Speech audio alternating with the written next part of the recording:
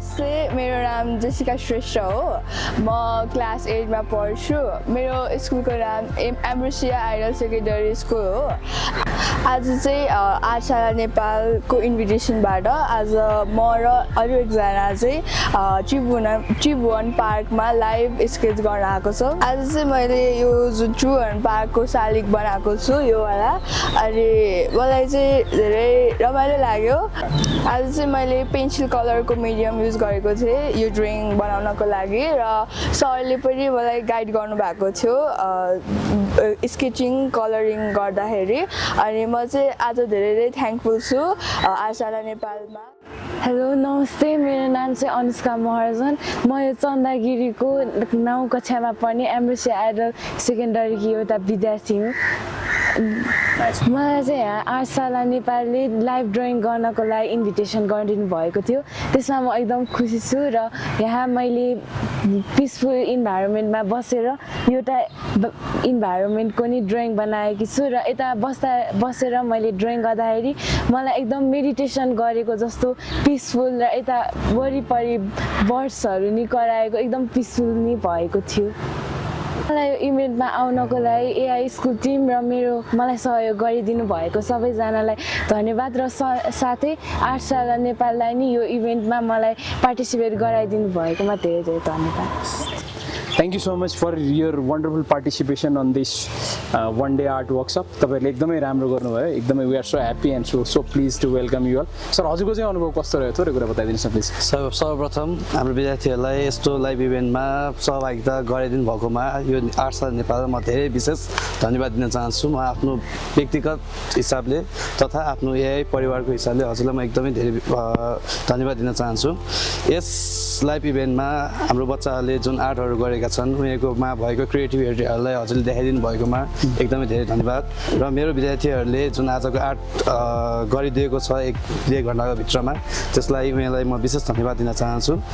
यसै गरी आफ्नो प्रतिभा देखाउनको लागि आफ्नो प्रतिभाहरू देखाएर अघि बढ्नको लागि धेरै धेरै विशेष शुभकामना दिन चाहन्छु आफ्नो विद्यार्थीहरूलाई। You both did a very wonderful job. म आई एम पर्सनल्ली आचाला नेपालको थ्रुबाट चाहिँ इट्स बिन अलमोस्ट 10 इयर्स जति भयो हामी चाहिँ स्कुलमा चाहिँ आर्ट एजुकेसनको इम्पोर्टेन्टको बारेमा काम गरिरहेछौँ। बेस्ड अन त्यो एक्सपिरियन्स तपाईँहरूले आज जति पनि सर्ट टाइममा चाहिँ जुन कुरा बनाउनु भयो you did a very good job. Thank you so much for coming to this event. Best wishes तपाईँहरूको आर्ट करियर अझ राम्रो होस्, अझ वन्डरफुल होस्, अझ कलरफुल होस् लाइक द कलर्स।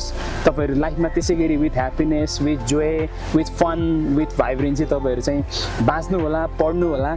अनि what I would like to request you both is that कि होइन आर्टलाई चाहिँ you should accept as a form of मेडिटेसनको टाइपले त्यसलाई एक्सेप्ट गर्नु होला र तपाईँहरूको टाइम हुँदाखेरिको अवस्थामा चाहिँ आर्टलाई चाहिँ कन्टिन्यू गर्नु होला। त्यसले के गर्छ तपाईँलाई भन्दाखेरि त्यसले क्रिटिकल थिङ्किङको कुरा, यो कन्सन्ट्रेसन होल्ड गर्ने कुरा धेरै कुरामा सपोर्ट गर्छ है त। Once again thank you so much.